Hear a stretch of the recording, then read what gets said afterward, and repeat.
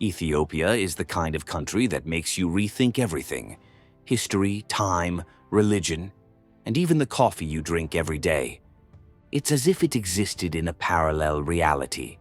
There, the calendar has 13 months, the new year starts in September, the clock resets to 6 in the morning, and the way of seeing the world mixes ancient traditions with almost biblical legends.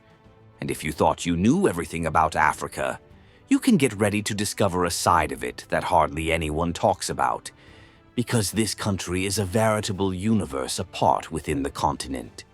So let's get to it. Today, Bello Mundo is going to take you inside Ethiopia, a country that defies everything that seems obvious. Number 1. Location and general data. Let's start with the location. Ethiopia is in East Africa, more precisely in that little corner known as the Horn of Africa. It borders 6 countries: Sudan and South Sudan to the west, Eritrea to the north, Djibouti and Somalia to the east, and Kenya to the south. And even though it is landlocked, it has an interior that makes up for it in diversity of landscapes, relief, and climate. Much of the territory is dominated by high altitudes, most notably the Simien Mountains, which rise above 4,000 meters. These altitudes create a cooler, milder climate in the central regions, with average temperatures of around 15 degrees. In the lower regions, especially in the northeast, the heat is almost unbearable. This is where Dalol is located, considered to be the hottest inhabited place on Earth. The average annual temperature is over 40 degrees, and yet there are villages where life goes on as normal, in a setting that looks like it's from another planet. We even have a video about Dalol here on our channel, which is well worth a watch. It's one of the most alien regions on Earth, studied by NASA itself. So after getting to know Ethiopia, be sure to watch Dalol. Shocking. Conditions beyond human limits. The link is in the description. And if you thought there was no water in such a place, Ethiopia will surprise you too. It's home to the Blue Nile, one of the main tributaries of the Nile, which supplies entire countries until it reaches Egypt. Not to mention Lake Tana, the largest in the country, which is home to dozens of islands and ancient monasteries.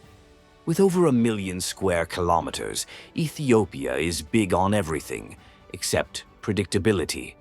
Nothing there follows the pattern we're used to. Number 2. The only country that hasn't been colonized. Ethiopia is not only ancient, it is one of the cradles of human civilization. Long before the arrival of Europeans, this territory was home to great empires, such as the legendary Kingdom of Aksum.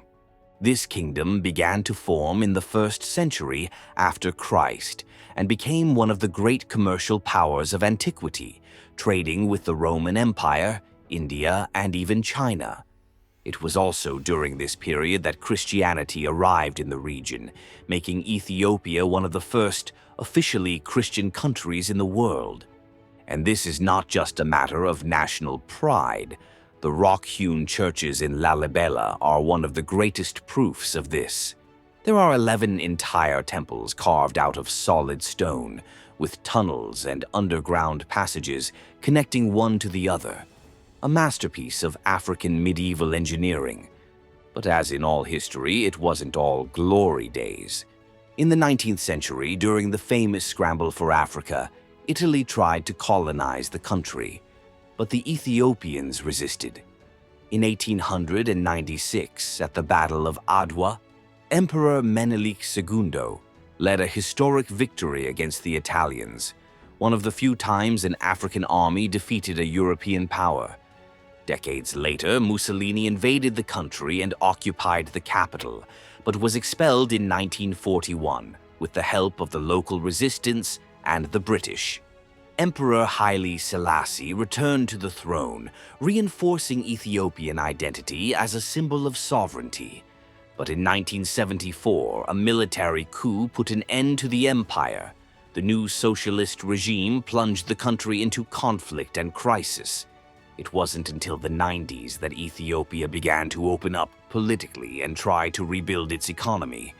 Today, despite facing challenges, the country is still standing, with a history that impresses and inspires. Number 3. Baby Lucy and the Cradle of Humanity. If Ethiopia's history is impressive enough, its prehistory is even more so.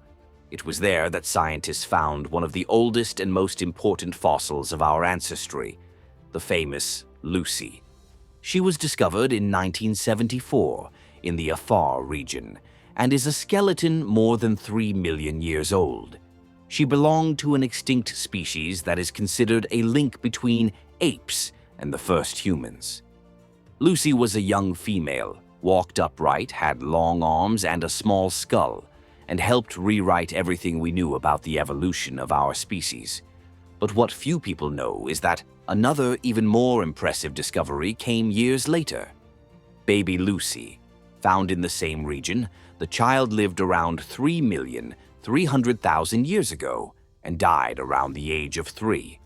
Her skeleton is among the best preserved in the history of paleoanthropology. Today, the two fossils are kept in the National Museum of Ethiopia in Addis Ababa.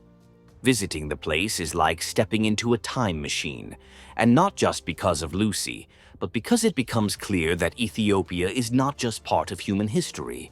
It is literally where it all began. Number 4. Population and diversity.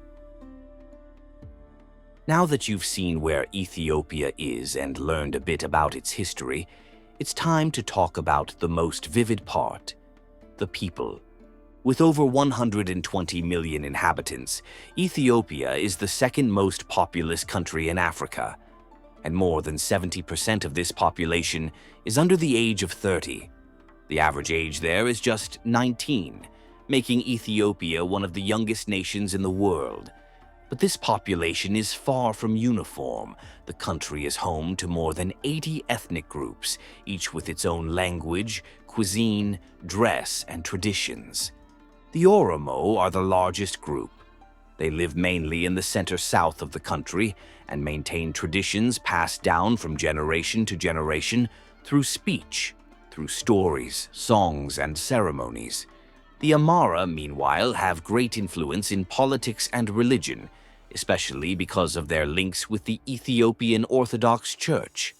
There are also the Tigrayans, who occupy the north of the country and have played a central role at various times in recent history, especially after the fall of the socialist regime, when they led the government for almost 30 years. More recently, they were at the center of an armed conflict against the federal government, which put the region in the international news. In addition to these, there are dozens of other groups scattered throughout the mountains, valleys, and more isolated areas, making Ethiopia one of the most diverse and challenging countries when it comes to internal coexistence. The capital, Addis Ababa, concentrates much of the urban life. With around 4.5 million inhabitants, it is home to ministries, universities, shopping centers, and also the headquarters of the African Union, making it a strategic point for the entire continent. Number 5. Religion. Ethiopia is one of those places where faith is not just part of life, it is sewn into the very identity of the country. Most Ethiopians follow Orthodox Christianity, linked to the Ethiopian Orthodox Church. It's one of the oldest in the world, with its own rituals, different fasts, and churches that look like they're straight out of a medieval epic, carved right out of the rock, like the ones in Lalibela that we mentioned at the beginning of the video. But the country also has a strong connection with the beginnings of Islam. When the Prophet Muhammad began to be persecuted in Mecca back in the 7th century, he told his followers, "Go to Abyssinia. There is a just king there who does not tolerate injustice." And that's what they did. A small group crossed the sea and were welcomed by the Christian monarch of the ancient kingdom of Aksum, which dominated much of present-day Ethiopia and Eritrea. He offered them shelter and freedom to practice their faith. This episode became known as the First Hijra, or the First Muslim Migration. What's more, many Muslims believe that 15 of Muhammad's disciples are buried in Nagash, in the north of the country. In other words, religious coexistence there is neither a modern idea nor a discourse of tolerance. It has been recorded in books and stones since the dawn of history. Number 6. Queen of Sheba. Still on the subject of religiosity, there's one name you can't miss: the Queen of Sheba. She appears in Jewish, Christian, and Muslim traditions, always as a powerful, wise monarch from a prosperous kingdom known for its trade in gold, incense, spices, and refined culture. Her visit to King Solomon, described in detail in the Bible, is also mentioned in the Quran and in ancient Ethiopian texts, especially in the Kebra Nagast, a sacred book that mixes history, religion, and myths. This meeting, which would have taken place around the 10th century BC, was marked by the exchange of gifts, wisdom, and diplomacy. It was the meeting of two great powers of the ancient world. In Ethiopian tradition, the story goes further. According to the Kebra Nagast, the queen, called Makeda, had a son with Solomon, called Menelik I. Menelik is said to have returned to Ethiopia carrying something much more valuable than gold or spices: the Ark of the Covenant, the ultimate symbol of the pact between God and the Israelites. This son would become the first emperor of the so-called Solomonic dynasty, which, according to belief, ruled the country for more than 2,000 years until the deposition of Haile Selassie in 1974. The Solomon dynasty was not just a royal lineage. It was living proof to Ethiopians that the country descended directly from Solomon and the Queen of Sheba. And that's exactly where the next chapter of this story comes in: the Ark of the Covenant, a sacred symbol of the covenant between God and the Israelites, to Ethiopia, which is our next topic. Number 7. Ark of the Covenant. According to the tradition of the Ethiopian Orthodox Church, the real Ark of the Covenant, the one in the Bible, which held the 10 Commandments given by God to Moses. According to the tradition of the Ethiopian Orthodox Church, the Ark of the Covenant is still kept today in Aksum, in the Church of Our Lady Mary of Zion, and no one is allowed to see it, not even ordinary priests. Only a monk is chosen to look after the Ark, and he cannot leave the compound as long as he lives. And even though the Ark's existence is disputed by historians, for Ethiopians it is a sacred relic, protected at all costs. To this day, for the country's Orthodox Christians, the Ark is sacred, and something they are still willing to protect with their lives. And this was evident recently. In 2020, during a massacre in the Tigray region, reports claim that Eritrean soldiers tried to sack the church where the Ark was kept. Dozens of people died trying to stop it, and now that you know the location, history, and population, let's talk about the part we love about any trip: trivia and food. Starting with the food, of course. Number 8. Gastronomy. The country's most famous dish is injera, a kind of giant pancake made with teff, a super nutritious local grain. The texture is soft, slightly sour, and it acts as both plate and cutlery. On top of it go the wots, which are well-seasoned stews of meat, vegetables, or lentils. They almost always contain berber, a spicy mixture of spices that is the soul of Ethiopian cuisine. And no fork and knife. The tradition is to eat with your hand, tearing off pieces of the injera to catch the stew. Eating like this, sharing the same dish with other people, is a sign of friendship and trust. If you like spicy food, you can't miss the dorowat, a chicken stew with onions and tomatoes, served with boiled egg, and of course, injera. For a snack, there are tibs, small cubes of grilled meat, served with vegetables or bread. And if you're a vegetarian, there are plenty of options. One of the most popular is the thick chickpea or pea soup with garlic. There are also salads with fava beans, always well seasoned. When it comes to dessert, the country's sweet side comes out. There's cheese with honey, sweets with brown sugar and butter, like guracha, and the traditional baklava, made with puff pastry, nuts, and cinnamon. And of course, after lunch, you can't miss that cup of coffee. After all, coffee isn't just a drink there, it's a cultural institution. Number 9. One of the most famous coffees in the world. Coffee is said to have originated in Yemen, but the Ethiopians have a different and much tastier version of the story. According to local legend, it was a shepherd named Kaldi who discovered the plant. He noticed that his goats became agitated and jumped for joy whenever they ate the red fruits of a certain shrub. Curious, Kaldi decided to try it and felt an immediate increase in energy. He took it to the monastery, and the monks started using it to stay awake during prayers. The rest is history, or rather, caffeine. Today, Ethiopian coffee is one of the most prized in the world.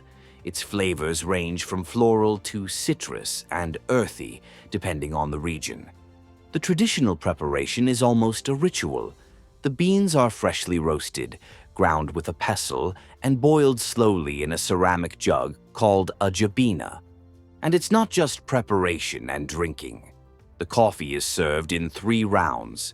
The first is strong and intense, the second is milder, and the third symbolizes blessing and union. This ritual can take hours. While the coffee is being prepared, everyone sits together, chats, tells stories, and shares snacks such as popcorn or roasted beans. Oh, and an important detail, refusing coffee in an Ethiopian home can be seen as impolite. So you know, right? Better to accept and enjoy. Number 10. Different calendar and counting time. Apart from the food and the coffee tradition, there's one thing about Ethiopia that confuses even those who are good at keeping a diary. Time is counted in a way all of its own. For a start, the year has 13 months. That's right, 12 months with 30 days and a 13th with 5 or 6 days, depending on whether it's a leap year. But that's just the tip of the iceberg. The Ethiopian calendar is 7 years and 8 months behind the Western calendar. This is because when the Catholic Church adjusted the birth of Jesus Christ in the 5th century, the Ethiopian Orthodox Church kept the previous count. The result is that while the world is celebrating 2025, Ethiopia is experiencing 2017. The clock is also different. The day starts at 6 in the morning with the hour 1. That is, for them, the clock resets to 0 at sunrise. The count goes on 12 hours for the day and 12 hours for the night. So when an Ethiopian says he'll meet you at 10 in the morning, he may be talking about 10 hours after sunrise. That is, 4 in the afternoon in our time. Better double-check before arranging a coffee, right? Number 11. The inspiration for the Rastafarian movement. And to end this trip to Ethiopia on a high note, we need to talk about a movement that has swept the world, the Rastafarian movement. If you're a Bob Marley fan, this name is already familiar. Haile Selassie, the Emperor of Ethiopia who became a central figure in this cultural and spiritual movement. Rasta comes from Ras Tafari, which was Selassie's title and baptismal name before he was crowned. Ras means chief or prince, and Tafari was his first name. For many Rastas, Haile Selassie is more than a political leader. He is seen as a divine reincarnation, the Lion of Judah, a direct descendant of King Solomon, and the ultimate symbol of liberation for black peoples from colonialism. Selassie was an Orthodox Christian and never claimed to be a god, but he also never rejected the respect of the Rastafarians. He always treated the movement with dignity and listened to its leaders. As a sign of welcome, he donated a piece of land in the town of Shashamane for descendants of the African diaspora who wanted to return home. To this day, there is a small community of Jamaicans living in Ethiopia, cultivating the Rastafarian faith, Caribbean culture, and love for a land they consider sacred. See how Ethiopia is full of contrasts, and that's precisely what makes the country so fascinating. While it preserves age-old traditions, such as its own calendar, the coffee ceremony, reverence for the Ark of the Covenant and the lineage of Solomon, it also moves into the future. And now that you know a little more about this impressive country, tell us, which of these curiosities surprised you the most? Thank you very much for joining us, and we'll see you in the next episode of Bello Mundo. See you then.